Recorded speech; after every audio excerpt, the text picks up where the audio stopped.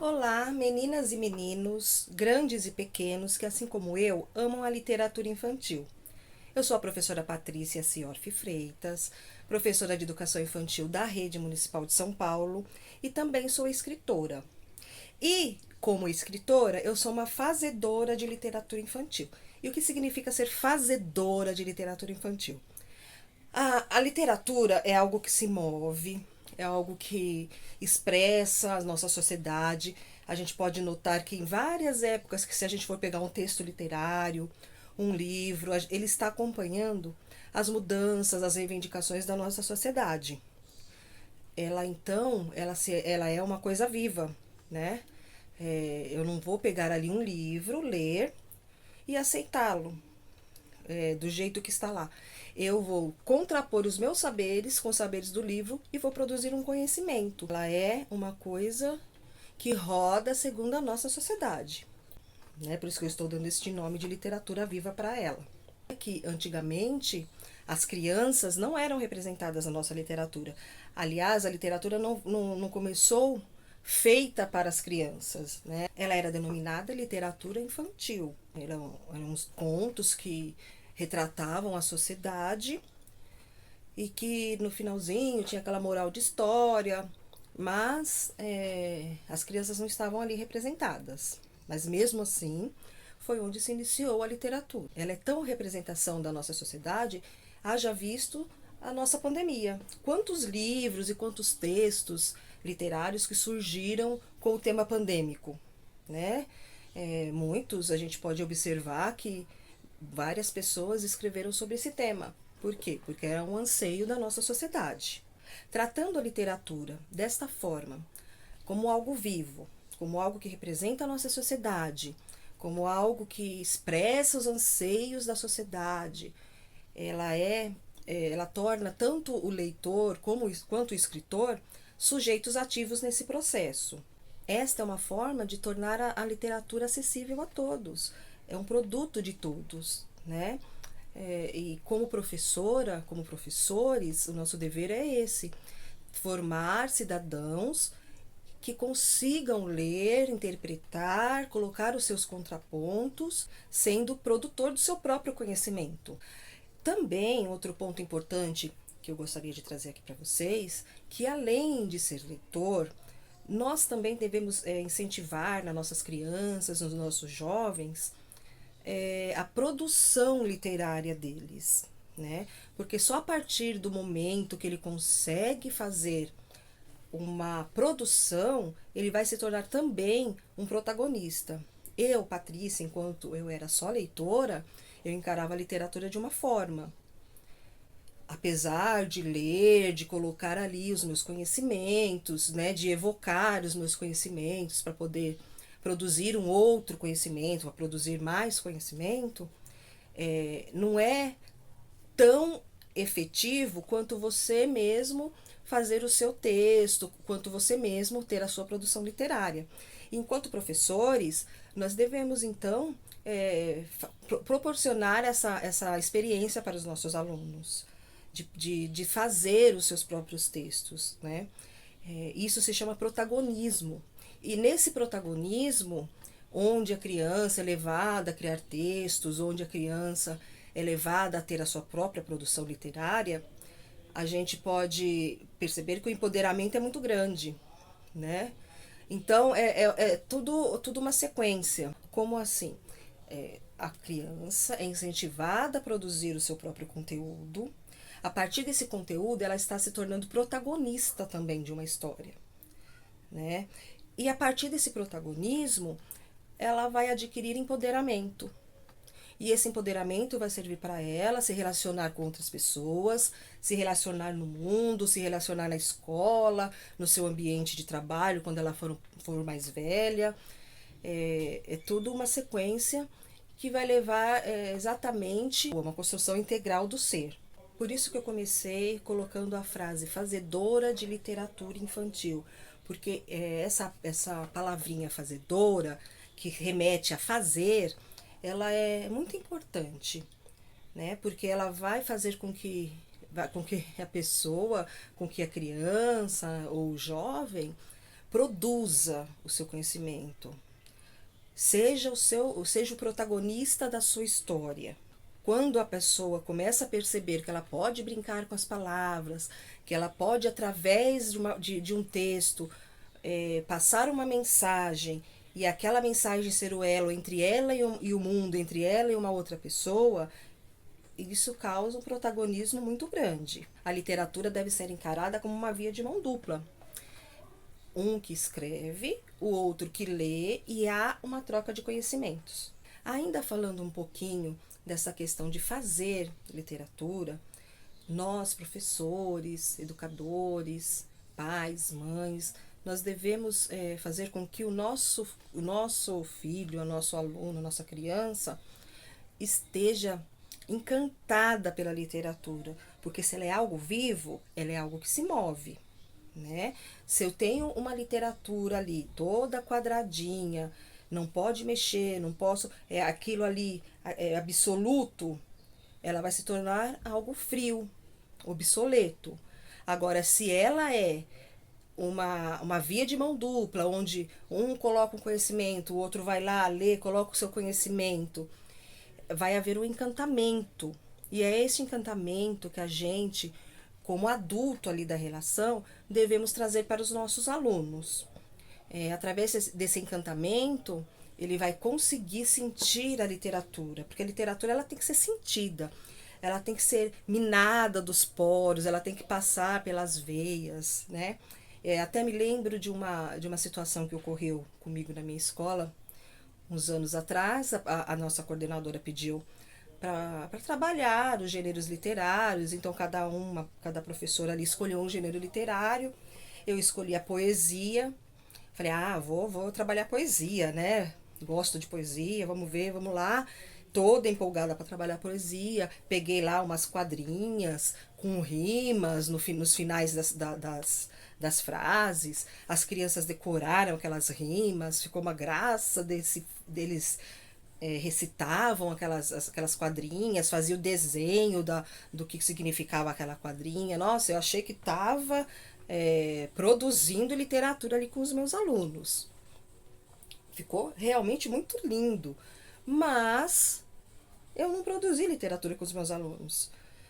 Porque poesia não é isso. Poesia não é eu pegar uma quadrinha ali feita, ler, decorar e recitar.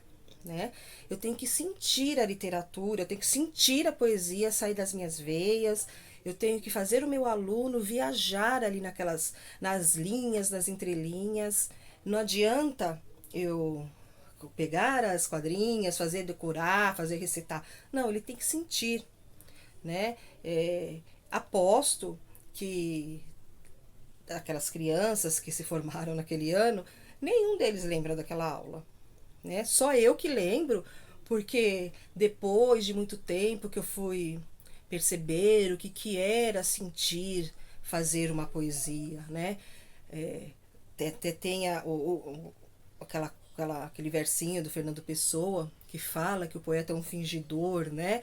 Na verdade, ele tem que tem que se sentir aquilo que ele vai escrever, né? Ele tem que se colocar no lugar da pessoa que ele está escrevendo, né? Se ele está escrevendo sobre uma situação de amor, ele tem que se colocar como amante para poder escrever.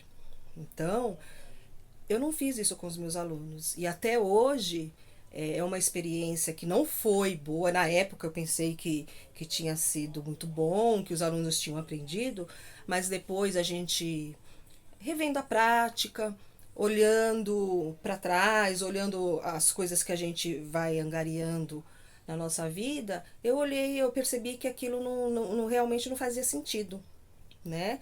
Se eu fosse trabalhar poesia hoje com os meus alunos, faria diferente. Poderia trazer um texto para eles lerem? Poderia trazer uma quadra rimada? Poderia. Mas quem disse que literatura e quem disse que poesia é só rima, né? Ela é muito mais que uma rima. A rima só faz parte da poesia. A poesia, ela é muito mais que isso. E não foi isso que eu enxerguei na época. Então, apesar de ter sido uma experiência não muito boa, ela serviu de muita valia para mim. porque até hoje eu me pego pensando naquele dia que eu entrei com aquele monte de papel, coloquei todos expostos no quadro, com várias rimas, com várias quadrinhas, cada grupo fez uma quadrinha, e aí ficou por isso mesmo, né? Eu tratei naquele dia a literatura como algo morto.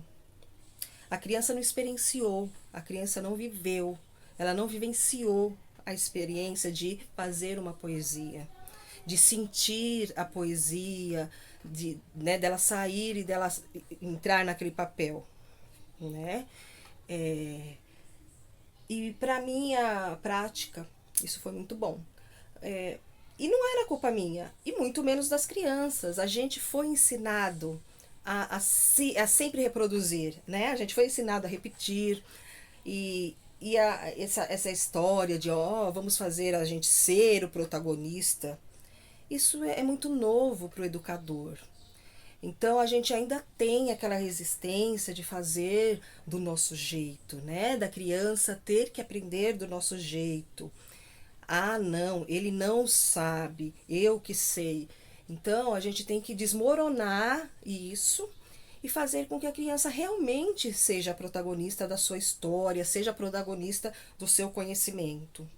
E para isso ela tem que se encantar. E para isso você tem que, para você fazer o outro se encantar, você também tem que se encantar. Você também tem que amar aquilo que você faz. Você também tem que procurar conhecimento. Você também tem que procurar se aprimorar cada vez mais, né?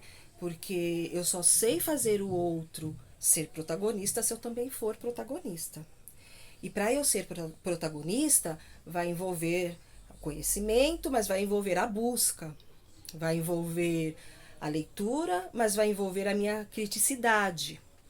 Então é tudo como eu falei, é uma bola, uma engrenagem, uma coisa vai ligando a outra. Uma outra questão que eu gostaria de trazer para vocês é em relação a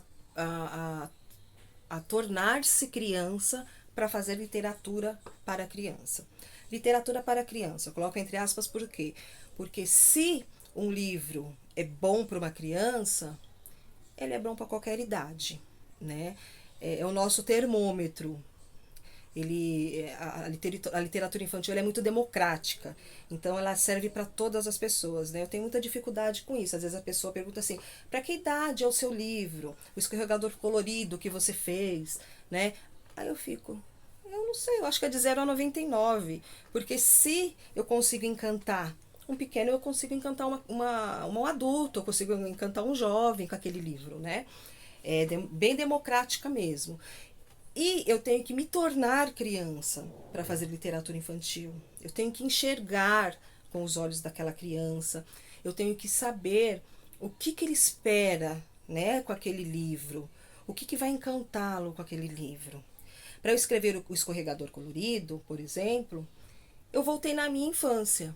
Então eu fui lá no pote do arco-íris, lá no pote do tesouro, ver o que tinha no pote do tesouro. O que me encantava quando eu ouvia histórias de arco-íris? Ah, me encantava o pote que tinha um tesouro e que ninguém sabia que tesouro que tinha lá. Então eu tive que voltar um pouquinho na minha própria infância, né? Diferentemente de pé da letra de pé. Ao invés de eu voltar na minha infância, eu observei a infância dos meus filhos, eu observei a infância dos meus alunos, dos meus sobrinhos. E tem histórias ali, a maioria não. Todas as histórias ali são reais.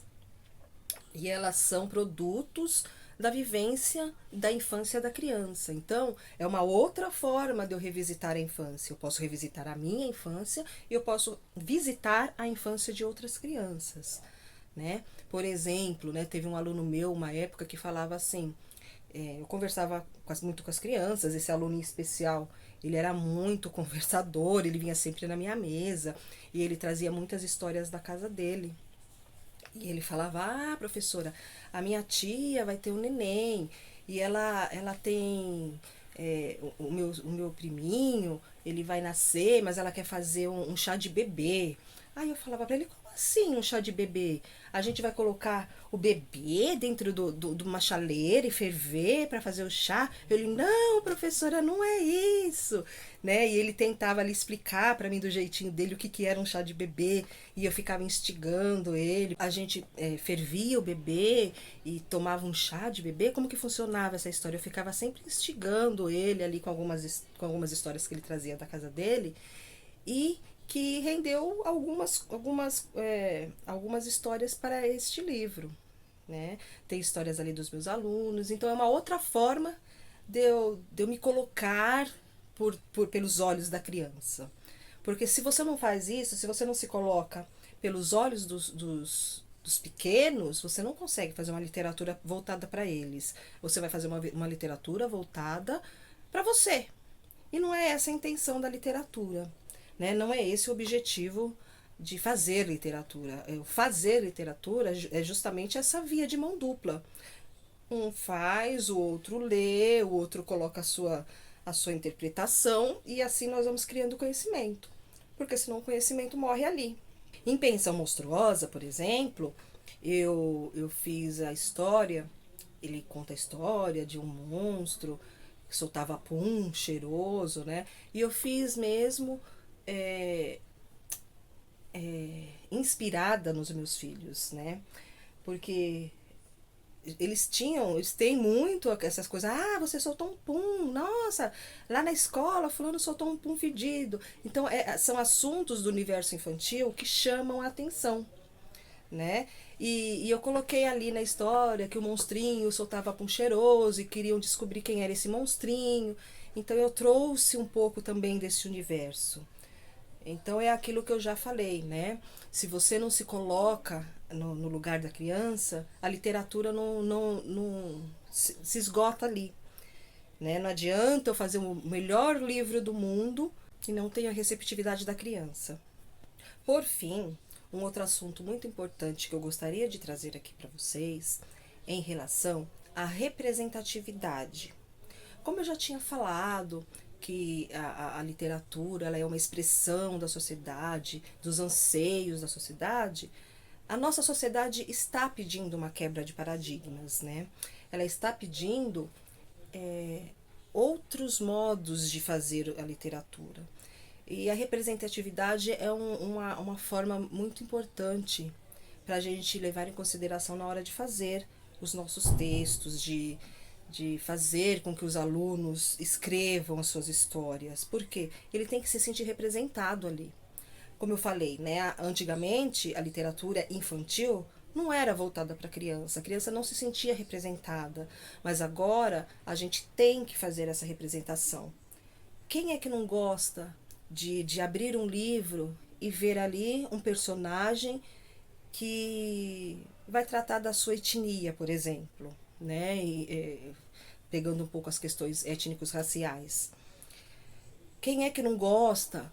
Uma criança que usa óculos, olhar ali, o personagem principal ali da história, ele usa óculos, nossa, que legal. Ele tem as dificuldades dele, mas ele também tem os acertos. Então isso é representatividade. É uma questão muito importante e é aquilo que eu falei, os anseios da nossa sociedade. A gente está ansiando por quebra de paradigmas, quebra de estereótipos, né? Aquele modelo antigo que tem lá a menininha que é de uma certa forma, com o cabelo de uma certa forma, isso já quebrou, isso já caiu.